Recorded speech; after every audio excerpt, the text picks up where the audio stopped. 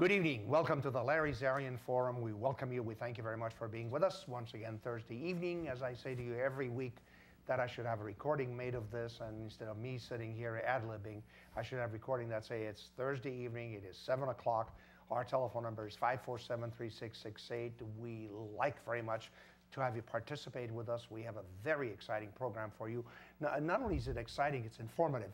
I'm going to jump right into the program very shortly because there's so much, and it's interesting what has happened to medicine. Many of you know that whenever you get ill, there's something wrong with you, you have a flu, you jump in the car, you call your doctor's office and you say, "Doctor, I'm not feeling good, do something for me, I need a shot." And the doctor says, "Come on in, wait 2.5 hours before I see these other patients." And you do all of these things. And you know, folks, you know how tough it is to go to a doctor's office and sit and wait. And then sometimes we feel the doctors don't care. And well, I feel they don't care. They just do their stuff. You know, and but I'm only kidding you. But, you know, there are a lot of people ahead of us sitting there doing the same thing. And so what has happened to medicine is absolutely exciting. I think that the changes that are coming, and we're going to be talking about that. And of course, many of you know we are very fortunate to have 3 major hospitals in our area. There aren't too many cities. There aren't too many regions that can boast about having 3 prominent hospitals that deliver services. And each one does something more than the other. Each one does something that's innovative and different than the other. And of course, we need to learn from all of our hospitals. And as I said, where else can you go to have 3 major hospitals that are going to serve you? In this case, we're going to be talking this evening about the Verdugo Hills Hospital, pretty well-known, kept secret, and very few people know where it is. It's in the hills somewhere near La Cañada, Flint Ridge and all. But they do things, as the other 2 hospitals do, that we should know about. One of the most exciting things that I find that the Verdugo Hills Hospital does is something called telemedicine. What is telemedicine? Well, let me introduce to you 2 doctors that are going to be talking about not only telemedicine, but they're going to be talking to you about some of the other things that the Verdugo Hills Hospital does. The doctors that are with me this evening, first of all, you have the chief. When you put your word chief in front of something, you say to yourself, do I bow? What do I do? How do I receive the? But the chief of staff of a hospital is one of the most important positions in a hospital. My first guest sitting to my immediate left is Dr. Leo Birkenbeil. Dr. Birkenbeil has been the Chief of Staff for the Verdugo Hills Hospital from 2005 until today. Member of the Board of Directors of the Verdugo Hills Hospital, served in the Finance Committee and Quality from 1995 till present. Medical Director, Emergency Department, Verdugo Hills, 1985 till present. I can sit here and talk about everything that Dr. Birkenbeil has done. Medical Director, Emergency Department, Sherman Oaks Hospital, CEO, Faster Care Incorporated, CEO, ERDOX, a medical software. If I wanted to introduce these doctors and read their bios, that's all we'll be doing, and I don't want to do that. The doctor sitting right next to Dr. Birkenbeil, to the left of Dr. Birkenbeil, and I don't mean politically, just to the left of Dr. Birkenbeil, is Dr. Armand Dorian, who was born and raised in Los Angeles, a first-generation Armenian American. He has always excelled in academics, athletics, and arts. Again, there is so much about Dr. Dorian and Dr. Birkenbeil, but I'm going to give you some of the stuff that they've done. And it's exciting to know that some of the doctors that work in our hospitals are not only so well known, that they have done so much. Dr. Dorian was a valedictorian of his class, graduated summa cum laude in bachelor's in biology with emphasis on philosophy. And by the way, he went to the right school, UCLA.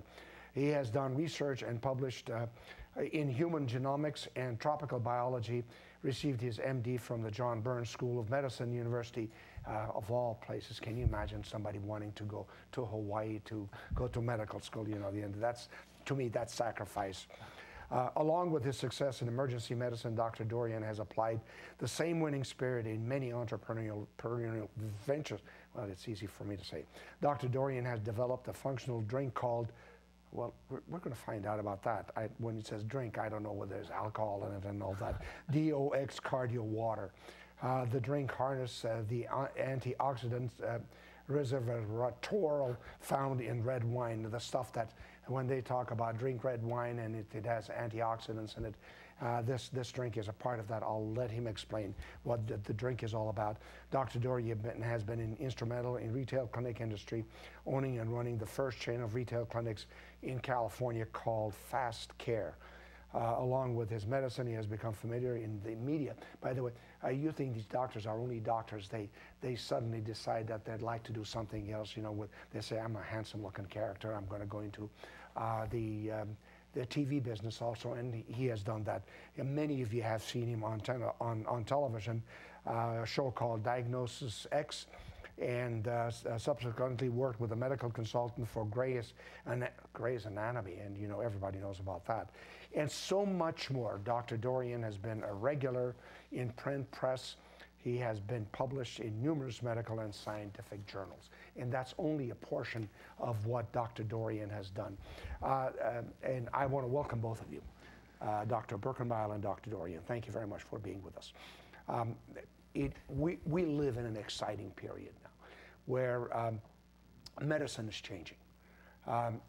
In a way, it's good, and in a way, it's a little troublesome because I think it's getting away in many ways. Maybe you can explain to me the touch and feel from the doctor and the patient, where you go to the doctor and you say, "Doctor, I'm hurting." The doctor says, "Where are you?" They touch you and all this, and the thing. But this telemedicine is an exciting concept. I want to have you tell us just for a minute or two what telemedicine is all about, and then we have a demonstration where you're going to call a patient and show us what telemedicine is all about. I've done enough talking. Now it's about you.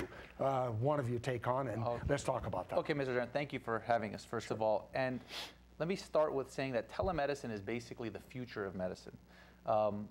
As you know, the advent of TV was remarkable, so came the internet.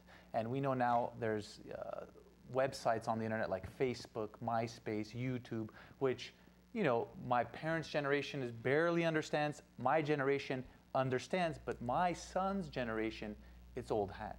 With the same concept, medicine is now going to be able to use technology to be able to bring to them care via the internet. And that's basically what telemedicine is providing. It's being able to bring the doctor back to your house. Remember, we used to do home visits back in the day, and it became very difficult to do that nowadays, but because of technology, we're going to be able to actually bring medicine back home. The way we do it is via the internet with a camera. That's amazing. Yeah. That is really amazing. You know, we're always concerned. I mean, there's so many problems with the healthcare system nowadays, but the number one problem is access. And when you don't have access, you can't get care. So imagine if from home you can actually log on to a website and talk to a doctor, especially about simple things that you know you have a sore throat. You've had it 3 times. You've had that strep throat. You know you have a urine infection. You've had it a couple times. Why should you wait? You try to call your doctor on the phone. The doctor's like, "I'm so busy. I can't see you till Thursday." You're like, "But it's Friday." Yeah, it's going to take another week.